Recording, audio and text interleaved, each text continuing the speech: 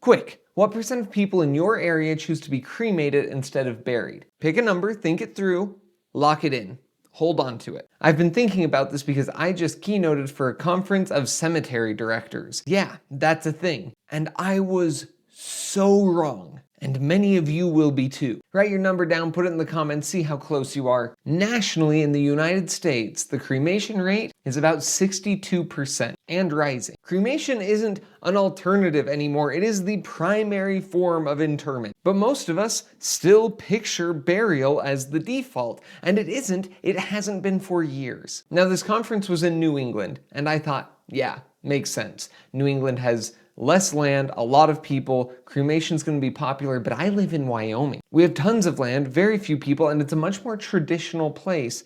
And I thought surely Wyoming is going to be much lower, 30, 40%, but no, it's higher. It's in the mid 70s. Nevada is 82. All of the Western United States is significantly higher. Now maybe that's because of the connection with nature or something, I don't know. I'm not an expert on cremation. It's not my job to know why all the people are cremated, but it is to understand why we assume so incorrectly. I have asked countless people this question since coming back from this conference, and so many of them answer with the utmost confidence, and then are off by 30 or 40 points. So why? It really does make a lot of sense because we're judging this number based on what we have seen personally. And for a lot of people, they go to a handful of funerals as a kid, and then there may be a gap where they don't have that many funerals in their life. And because the shift has happened pretty fast and death is taboo enough that people aren't talking funeral arrangements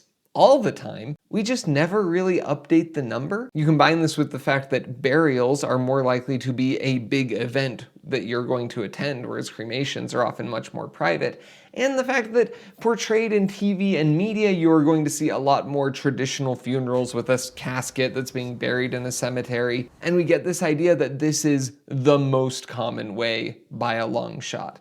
And then we never update this benchmark in our head, and we walk around with a number that is decades out of date. And since younger generations tend to prefer cremation, it'll be interesting to see if this number updates as people age. What's so tricky about the psychology here is that it's not the assumptions that we're unsure about that get us. We check on those. You probably would have admitted, I don't really know what the cremation rate is in my area. It's a number you would have looked up. The problem is the assumptions that feel obvious, the common sense ones. Those ones don't feel like assumptions, they kind of just feel like facts. So then we don't check on them. For example, just a few seconds ago, I said that the younger generations tend to prefer cremation, and that was a lie.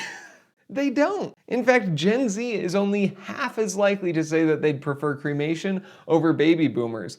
Every generation tends to want to be cremated less than the one that's older than them, at least in the surveys. Now, a lot of those people get cremated anyway because it's a choice driven by practicality, not preference. But it did feel logical to you, almost assuredly, that younger generations would prefer cremation more, and so you heard me say it, you locked it in, and you thought, yeah, that makes sense, took it as truth, and likely wouldn't have bothered to look it up. Which is also how we get misinformation everywhere. Now, the cremation number doesn't matter here. What matters is what other numbers are you carrying around in your head that are wildly out of date or were just miscalculated in the first place? How many statistics or concepts have we locked in about workplace norms or your teenager's behavior or your budget that just aren't true anymore? Are you setting goals and making decisions based on just assumptions? If you are, you can combat it really easily. You just pick one thing this week that you think you're sure about. Maybe about someone at work or a process in your life, and then ask yourself,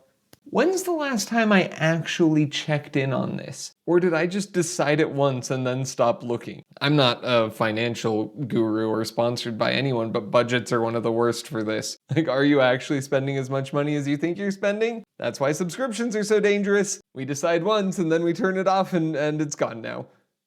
The worst. I'm curious to know if you were better at this than I am. So put your original guess in the comments along with the actual cremation rate where you live, and I'd love to see how you do. And then of course someone from Japan is going to get on here and be like, I guessed 100% and the real answer is 99.8 because everyone's cremated.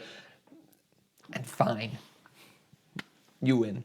And of course, subscribe and come back later for another episode of Things You're Confidently Wrong About. And we can all go out there and challenge some assumptions. You probably have a job that goes to a conference where you learn about stuff, much like the New England Cemetery Association where I learned this fun fact. If you'd like me to come keynote your conference, which is what I do as a job, send me a message. I'll reach out to whatever conference it is, try and make it happen. Get out there and make the world a better place.